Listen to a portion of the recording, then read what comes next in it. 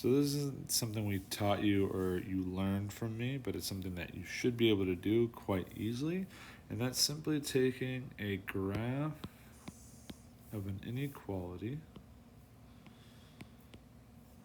and turning it into an expression. Let's take this for example.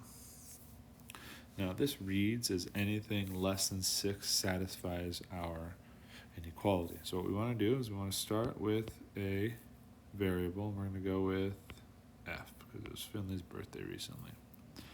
2, we're going to compare f to our boundary point, which if you remember it's the number here that is compared or is being circled. 3, we need to decide which way the arrow is going. To the left means the number is bigger, to the right means the variable is bigger. So I know that if we have f and 6 like this, I know 6 is bigger. If we have 6 and f like this, I still know 6 is bigger. 4th, we need to decide, do we have an open or a closed circle? Open circle means we use these two symbols. Closed means we use these two symbols. And if you look, we have an open circle over here.